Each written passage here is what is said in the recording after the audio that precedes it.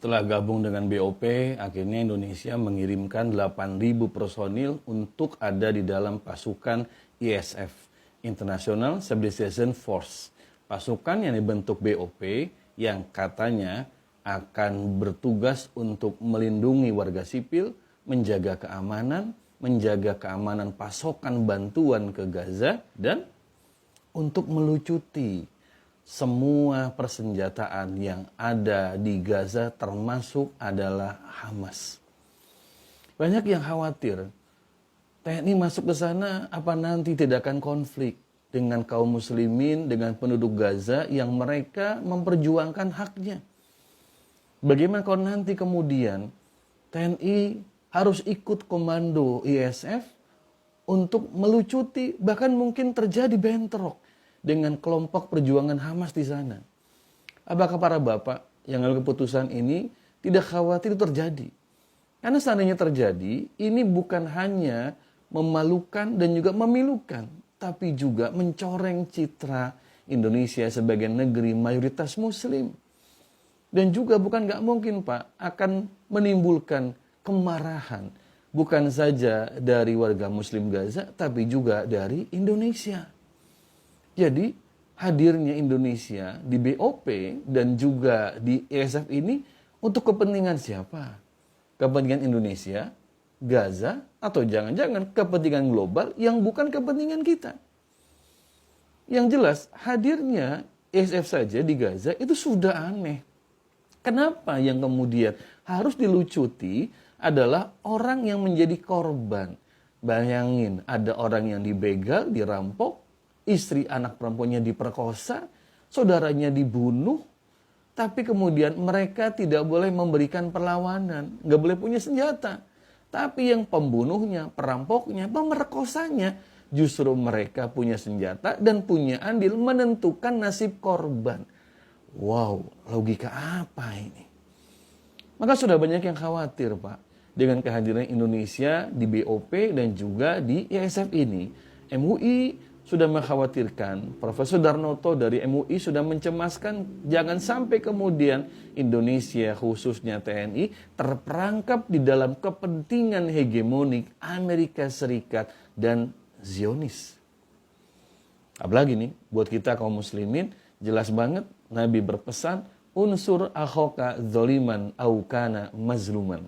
Kata Nabi, tolong saudaramu yang teraniaya. Bagaimana cara menolong saudara yang teraniaya?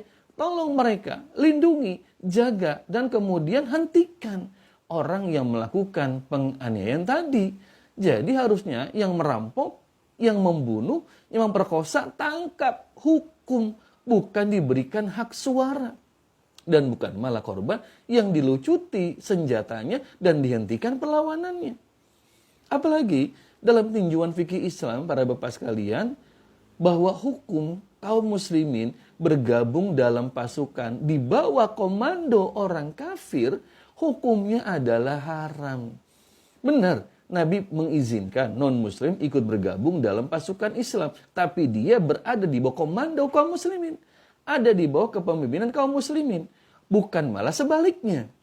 Imam Hakim dalam kitab Al-Mustadraknya itu menyebutkan Pak, bahwa Nabi SAW pernah kedatangan katibah, pasukan khusus yang mereka ada komando khususnya, ada juga bendera-bendera khususnya.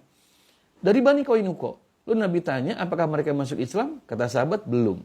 Nabi kemudian perintahkan mereka supaya putar balik, tidak boleh hadir di tengah-tengah pasukan kaum muslimin, karena mereka ada komando tersendiri dan juga punya panji-panji sendiri.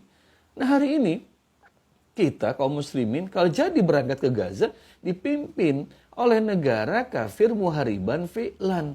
Negara kafir yang sudah nyata memerangi kaum muslimin. Siapa itu? Ya Amerika itu Pak.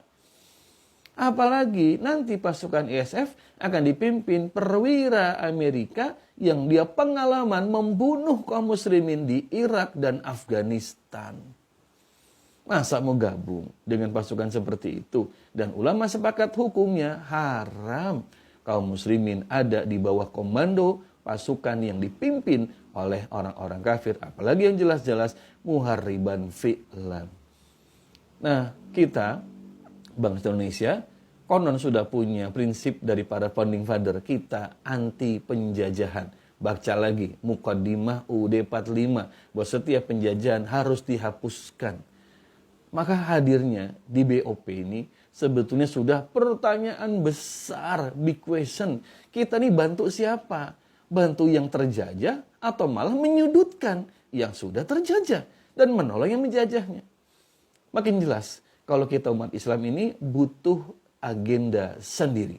Bahwa pembebasan Gaza, Palestina gak bisa kecuali dengan kehadiran pasukan kita sendiri. Pasukan kaum muslimin, gabung tuh semua.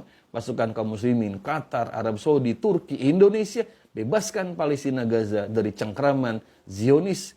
Maka itu mudah banget untuk dilakukan. Tapi semua memang hanya bisa di bawah komando pemimpin yang satu, yaitu khalifah, sebagaimana dulu pasukan kaum muslimin dipimpin oleh Nabi SAW dan Khulafaur Rasyidin. Bisa? Pasti bisa.